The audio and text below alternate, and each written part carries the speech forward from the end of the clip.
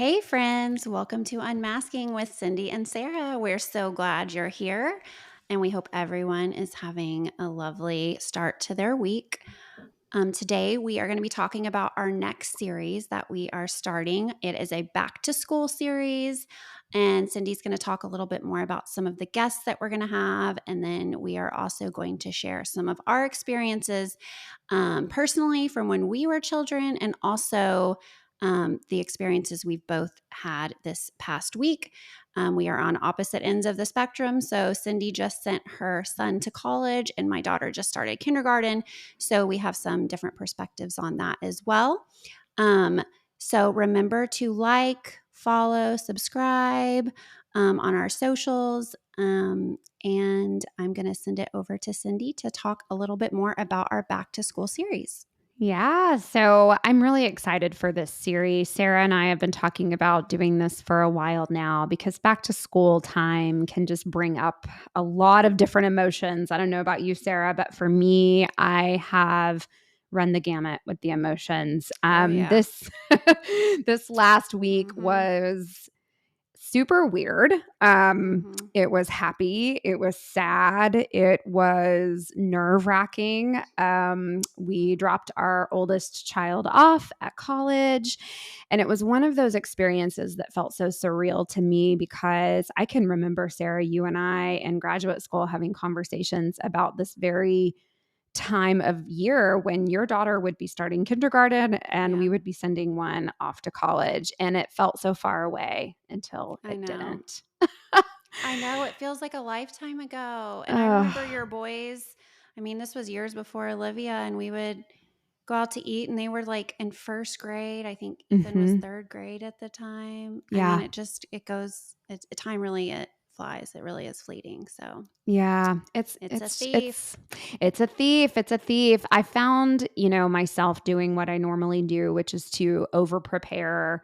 I had all the things ordered. I think I was part of all of these ridiculous, sorry, I don't mean to offend anybody with this, but just these ridiculous Facebook groups called like dorm moms and just all of this stuff where you buy every organizational tool known to mankind. And I have boys, and so they couldn't give a crap about that stuff, but I felt like, well, he's going to have to need this. What is he going to do if he doesn't have like a place to store some things under his bed and whatever? And him being really I guess, low maintenance in that department, he really didn't have a lot of input. So we showed up, had all the stuff. I ended up returning about half of it. And, whenever he noticed me getting anxious, he would just be like, "It's okay. It's fine, mom. Like, I got this," which it was really frustrating in the moment. But then I have to look Yeah. back to last weekend and kind of laugh at myself because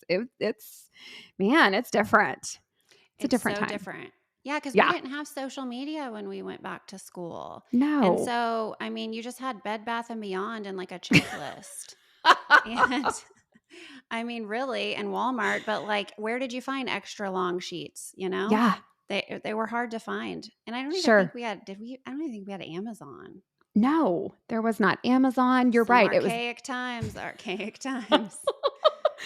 yes, yes. You and I joke about our college Hmm. drop-off experience. And I really I don't have a lot of memories of that time, but what I do know is that I pretty much moved myself in, and my husband also moved himself in. And so there was a lot of interesting conversations in our household over these last couple of months about Yeah. what we needed, who was responsible for it. But when all was said and done, we got him moved in, and I think about 3 hours tops. And I was looking at all of these dads of girls, and they were cursing under their breath and sweating and like, taking time Hmm. out on their phone. And I think it was probably like a 2-day ordeal for them. So I have to say that I felt really lucky that I have boys, but yeah, it was weird. It was weird. We took him to brunch that last morning Hmm. and hugged him goodbye, and he cried a little. He might deny this, but I cried a lot. My husband cried. We cried for about, the first half of the drive home, and it was strange. Strange. Yeah. Well, you're letting them go in a way, and yes, you're Yeah. there, but it's never gonna be the same. It's just Yeah. never gonna be the same dynamic. Even if they come home, it's not like how it was because they're considered adults now. They're 18, they've moved out, Yeah. they're doing their own thing, and that's great. That's what you want. You want them to have that autonomy, but it's also Sure. just not natural because we're supposed to be with our young. We're supposed to, like, Mhm. that's evolution, right? But like we're supposed to, we're connected with our kids Yeah. and letting them go, and especially as mothers, like I feel like that's just not natural. Like, and we're Yeah. such an individualistic culture here. It's Mm. so, in other cultures it's very collectivistic. The families all live together, they all, help each other. Our culture is so different in the United Mhm. States, and so I think that that doesn't help either because it's like just ripping a band-aid off. There's no, I don't know, organic way of, natural way of just letting your child go and not worry about them. Yeah. I don't know how you cannot.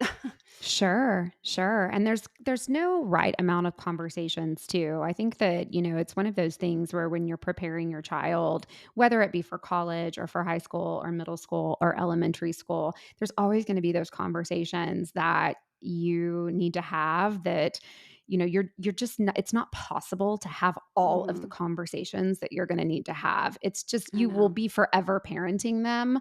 And so I had to really kind of make peace with that even though I still have a million more things that I want to teach him, we're going to have some time together. It's not over. Sarah, Yeah. what it makes me think of is that meme that talks about you have 18 summers with your Oh, child. And I you and I have hate that talked about, meme. I hate that That's meme the too. dumbest meme. I know all It's these the people, dumbest. It's the the dumbest. same First of all, people who did. No, go ahead. yeah, no, go ahead. Go ahead. No, I was just thinking it's just as dumb as the one where it's like you get 5 years with them. That's all you get the first 5 years, and then they're like in kindergarten and you don't.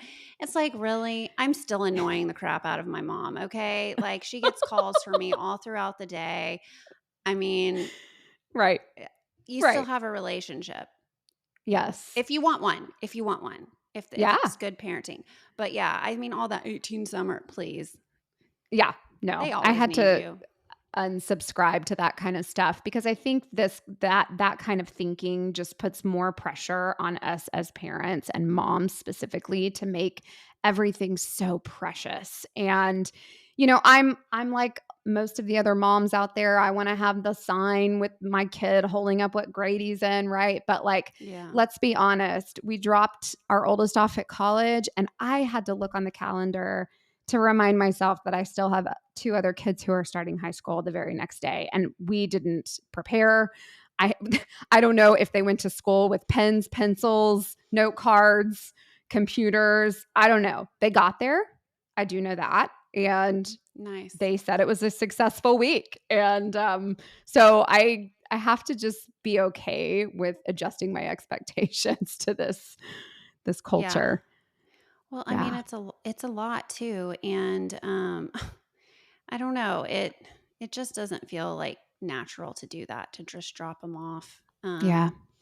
and say, "Hey, have fun," because they're still kids. I know, like, you can go to war and do all those things when you turn 18, but like at the end of the day, your brain's not even developed Right. fully, and you're just like, "Hey, make good choices. Don't drink in a cup after you put it down." Crap like Right. that your parents used to tell me. If you put a cup down, don't drink it again, or, Yeah. you know, call us anytime, day or night. We'll pay for a cab because that was before Uber. Uber and all that. Yes. But all Yes. this stuff they would tell you, and then spending your money, they'd be like, "Where did this money go?" And if you're fortunate, I was lucky enough to have. I mean, I worked in college, but of course, I was fortunate to have parents who also, gave me some money Yeah. every month. Yeah. But you have to get the going out top. That's Sure. important. I mean, you have Thursday, Friday, and Saturday night. You got to have three Right. different tops. You can't wear a repeat outfit, that's for sure. No, you cannot. And you need to jam it in that tiny dorm closet. It makes me laugh because I remember, my grandfather gave me he called it a courtesy card, right? Because that was his generation. When credit cards were first introduced, they were called courtesy cards, and so he would always say, like, "Only put emergency items on this courtesy card." Man, I would take that courtesy card and I would buy everybody everything at the I gas love it. station, at the Mhm. mall, at the right? And we would have these talks when I would come home and he would always, where's all this money going? What? Well, I needed it. I needed it. So we did it a little bit differently with our oldest. He's on a weekly budget because Eric Payne was not about to hand over a courtesy card yet. We're so I think I share that because I think there's so many ways to do this and you can make Mhm. yourself crazy with all these Facebook groups and should I, shouldn't I? How are you doing this? How are you handling this? But at the end of the day, you have to do what works for you Yeah. because there's no right answer, Well, right? yeah, and some kids can handle that. Some kids can handle, budgeting for themselves. Others are highly impulsive and, Hmm. they're going to go buy all the stuff. They're going to be at All the Walmart. They're things. going to be Uber eating it. They're going to be, Hmm. you got to put them on a little bit of a leash with that one, I think, just to kind of help them Right. get in the real world. Otherwise, they're going to find a credit card and just charge that Have one a up. I field day. remember I remember having a checkbook still, like, freshman year of Oh, college yeah. and Oh going my to, like, God. Arby's at, like, 1:30 in the morning and writing, like, a $2.30, like, some kind of, crazy amount and, like, ripping out a paper check. I was like, "What is this?" I finally got a debit card, but it was like, "Here's my little Wells Fargo check, for my gotta get Oh that, my beef and gosh. cheddar,"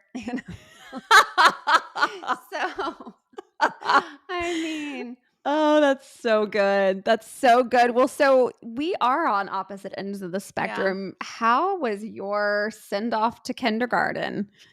You know, Olivia has never done really traditional school all day because I remember as a Mhm. kid, we were only half day kindergarten.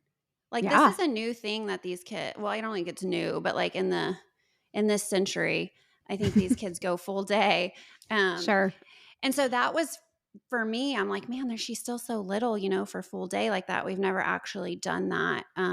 She's been in like little school, but it's only been, I think max was like 4 hours. And then we did have an experience where we tried to have her in a full school Mhm. day.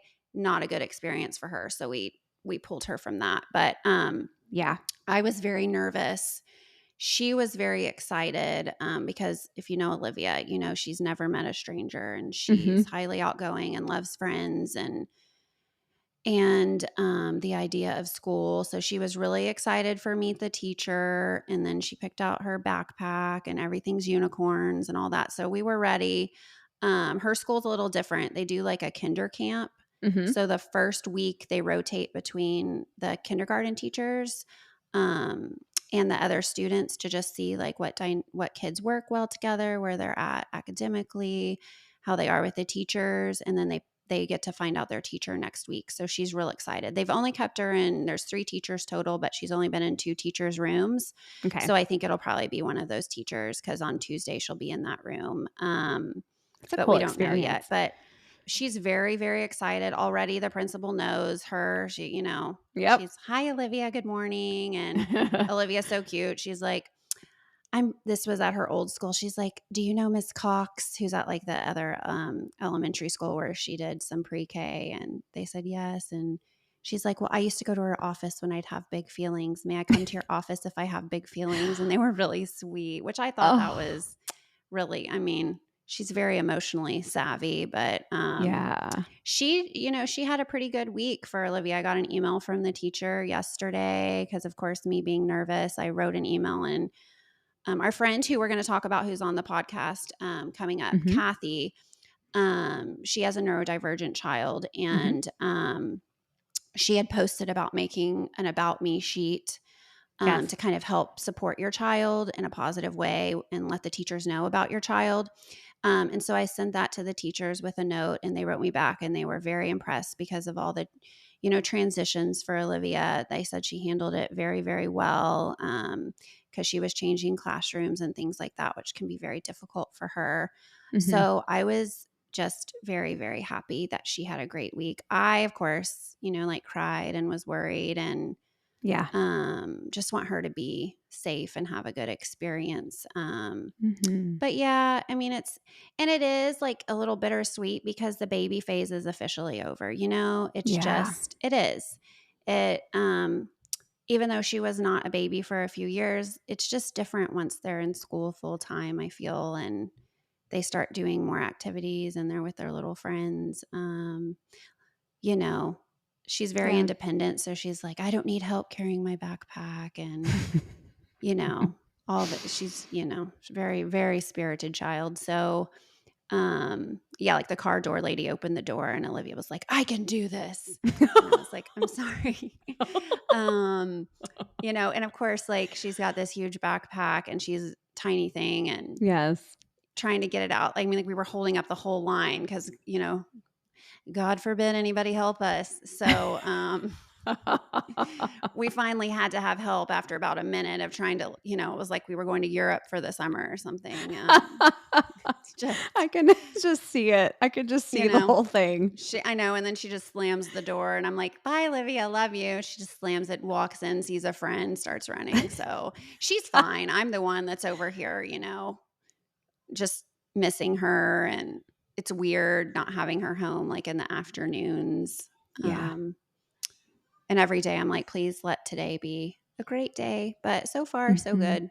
But I feel like a lot Yeah. of parents experience that, at different stages. It just happens. Mhm. As she walks in right now, and you're going to have to take this off. Hey, I'm on a Real podcast. I'll be time. done in a minute, Olivia. Yeah. Olivia, We may just leave it in there. let's take it out. Let's We'll take it take it out. out. She's just behind Yeah. us, but Yeah. Yeah. You anyway. know, I So mean, yeah, it's everybody. So yes, everybody's at different ends, but I think you feel the same thing at different stages, right? Because yes. they're your babies, no matter what age Mhm. they are. Even at It's a 45 letting years go. old, even at 45, you're gonna look at them and you're gonna see that little face that you saw when you first saw them. It's Yeah. hard not to. And now we It have is. phones that remind us of those moments. So then you're like, oh, great. It's not like you have to pull out a book now. Everything, every day you get a memory and you're like, oh, it's bittersweet. So, It's so yeah. cruel. I was sitting there this week on the couch, just kind of in the silence because my house is really quiet now. And, I was looking at a revisiting Google memory that popped up on my phone, and it was like 15 years ago on this day. And there's Ethan pulling his Spider Man backpack with his initials embroidered on it. And Oh, I just, it's just this it just kind of made my stomach hurt, but then I was like so happy, but then I was just like what happened? And I know. it's a grieving, I think, for parents, and it's exciting for the kids, but also because I do work with a lot of high school age kids who transition to college, it's a grief for them too. They're excited Yeah. about their future, but there's a lot of like nostalgia going on, and they've never lived anywhere different. And so for them to leave the home and to go off to school, there's a lot of nerves. And because of the social media era that we live in now, they're seeing these reels of how great everything is. And that's just not for college age kids. That's all the way through. Yeah. Right. And so as parents, we see that. And to kind of come full circle and bring it back to the masking, I see a lot of these things on social media, and it almost feels painful for me because it's Yeah. like that hasn't always been my experience as a parent, to have these like tidy little perfect moments where these kids are just, shining and thriving. As I've shared before, we've struggled a Yeah. bit, with neurodivergence in the family, and school can be hard for these kids. Hmm. And it's not a one size fits all program. No. Not all kids learn the same, and public school's not for everybody, and kids have different needs. And so there's just so much that we could go into about And that. yeah, and private school either, because not all Yeah. private schools meet the needs of neurodivergent kids, because we did have Olivia in a little private school that we Yeah. thought would be a good fit for her, and it was so traumatic for everyone, Mm, for all of us. So yeah. public school came in, they provide services, and it has been Mhm. like night and day for us. So that Yeah. has been absolutely wonderful. But it's just so hard because you can't just drop them off, you know, you can't Right. just drop them off. There's so many layers to it. Of course, of course. We had a similar experience with that, right? With our Hmm. oldest, trying out the private school route. It was extremely rigid for him. He learned a lot academically, I would say, in that year, but if I had to do it all over again, I would have done it differently. Hmm. Because I don't think for his social emotional growth, it was the best fit for him. And so a lot of these things come with painful trial and error. Yep. I am really excited for our guest next week. As you mentioned, Kathy, we went to graduate school together with her, you, me, and Kathy. And without, Yeah. talking too much about her story, I want her to be the one to share it. She's going to have a really unique perspective as a parent of a child who is neurodivergent and what that has been like for her and how she has had to advocate for her children. And so I think that that's going to be really helpful for a lot of parents that Yeah. maybe are feeling a little bit alone in this journey. Hmm. I know that I wish I would have had something like this 15 years ago, because it was lonely, at Yeah. times. Well, yeah, Yeah. because you want to protect them, and it's hard to find friendships as a mom with other moms that you can forge where they understand your child and accept your child. And so, Hmm. Kathy, yeah, I think it's going to be really awesome because she is a huge advocate in the community Hmm. for her son and for other moms as well. And she's a contributor, I believe, to Dallas Moms, right? She does a Hmm. lot with that. And so, um, she yeah, she really, I think, is going to be awesome Yeah. discussing about raising a neurodivergent child and also raising neurotypical because she has, Hmm. 3 kids. So she has that perspective as well.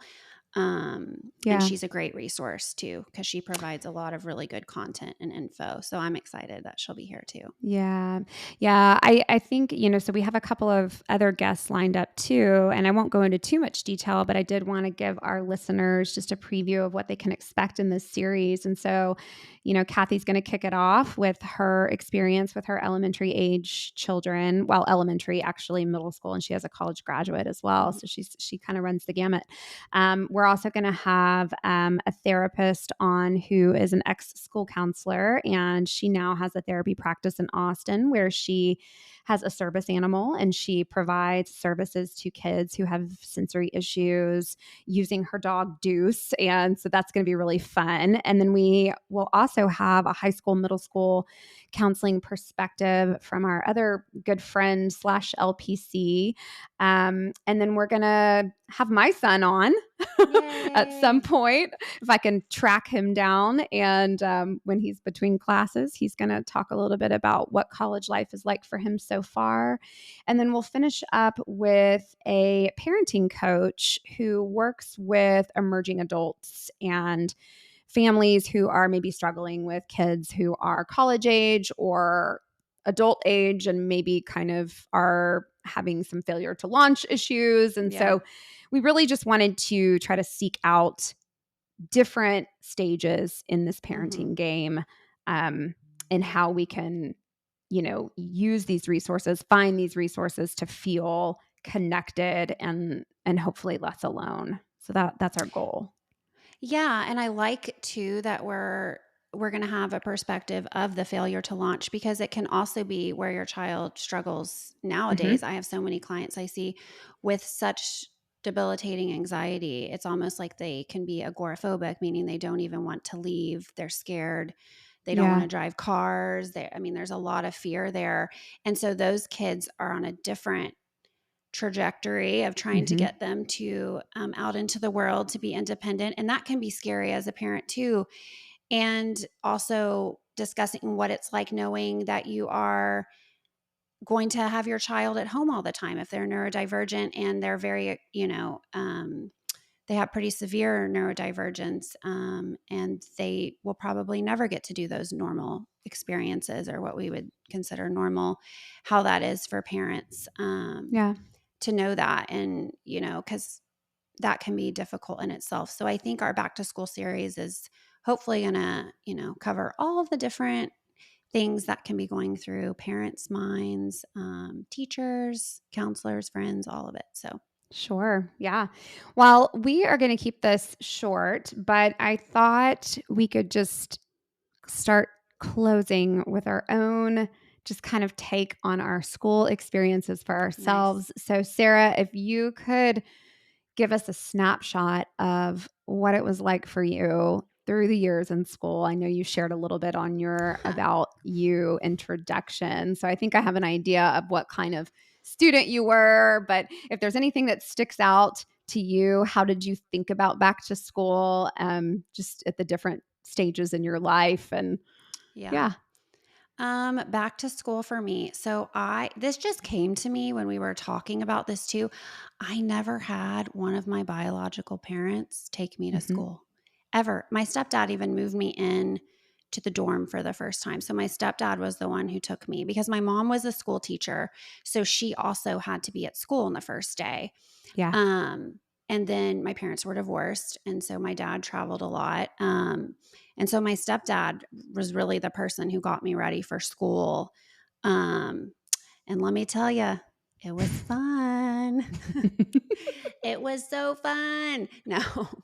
um, but yes, that is the person who took me to school to meet the teachers. I became quickly in charge of myself, like doing my hair and Mhm. picking out my clothes, all those kinds of things, meeting the teacher. Elementary school was a struggle for me, more so.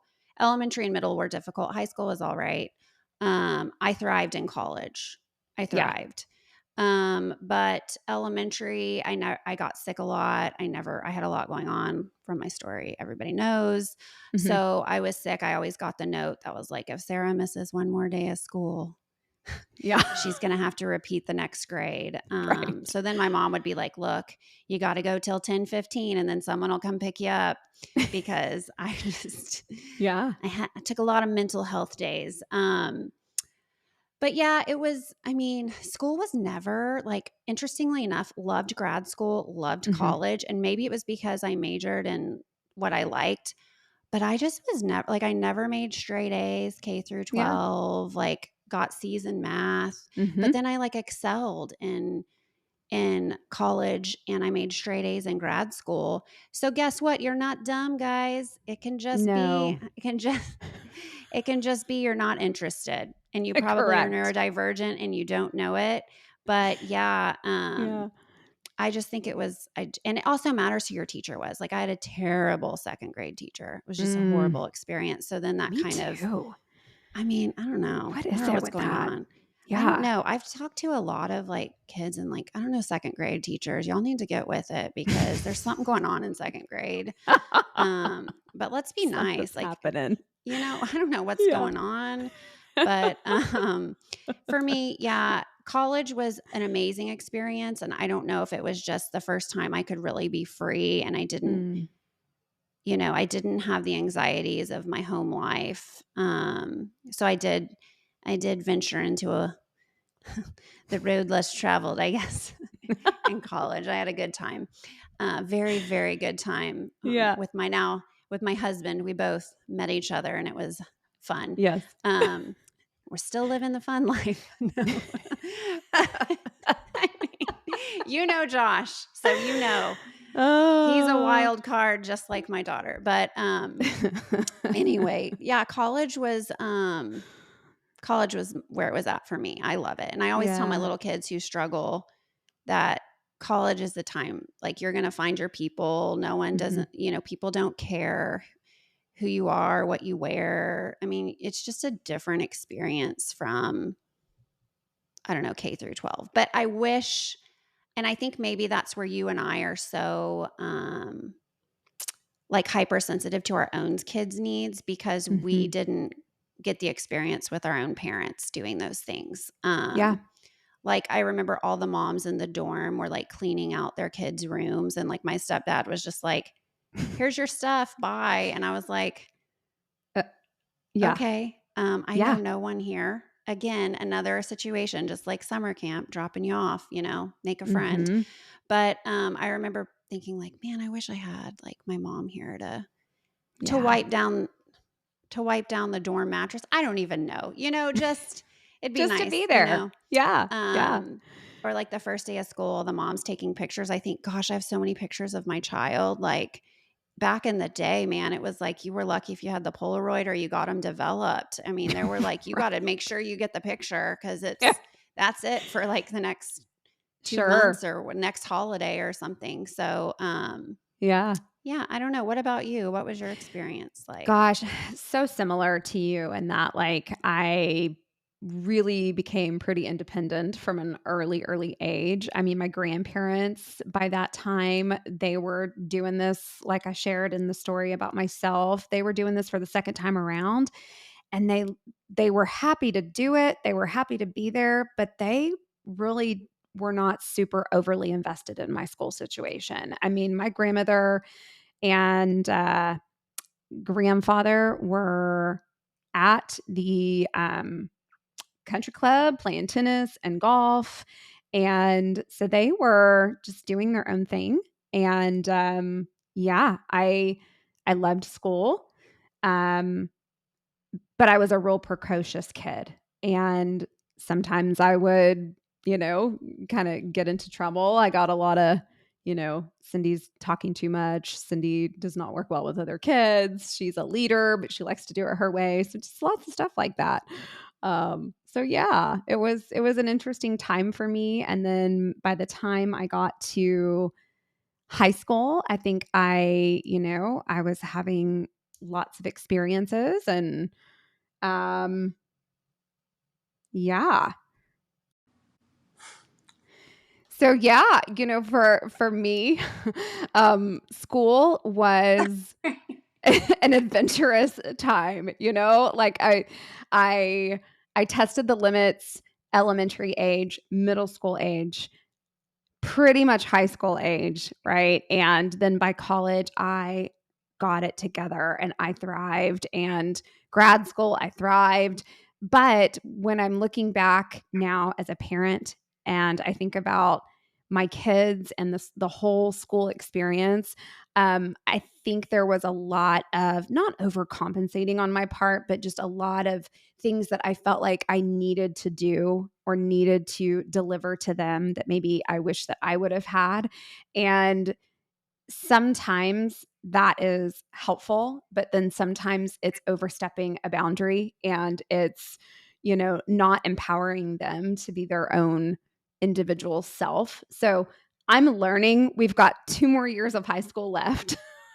And I think by the time the twins graduate from high school, I think I will have figured this out that, they're on their own journey and they're going to do what they are interested in. And I think our job as parents is to be supporters and provide them the boundaries and the limits and to show up. But at the end of the day, if it's our agenda and not their agenda, it's going to end in a lot of conflict. Yeah. So that's my big learning aha moment from all of this. But I'm, again, so excited to have these guests on in the following weeks. And I know that they'll be able to share some of their own perspective and expertise. And Sarah, what is our unmasking invitation this week? What do we want listeners to really focus on? Yes. So, I want to first say, I think for unmasking, the whole reason that we are doing this series is to bring normalcy to Hmm. feeling inadequate as a parent quite a bit with that, Yeah. and to talk about the things that are uncomfortable with letting your children. Everybody wants you to be like, "Oh, my child's doing this, my child's doing that," but to also bring normalcy to the fact that maybe your child has a different journey ahead of them. Maybe they're going to take a gap year. Maybe they need to stay at home. Maybe they're still in school, or maybe there's so many different layers to it. So I think it's good, the different perspectives that we're going to have. And Yeah. that, our goal is to unmask that for all the different parents and what they're feeling, and hopefully to bring some normalcy too for the children and what they're going through. But Mhm. our unmasking invitation is going to be for everyone to just the think about your own experiences and how that affected you growing up as my child comes in here. Oh, Cindy. I love it. The Think timing is about your own wonderful. So experiences and what comes up for you. I love it. And we will be back next week with Kathy Riojas. And have a great week, everybody. A great one. Bye. Bye.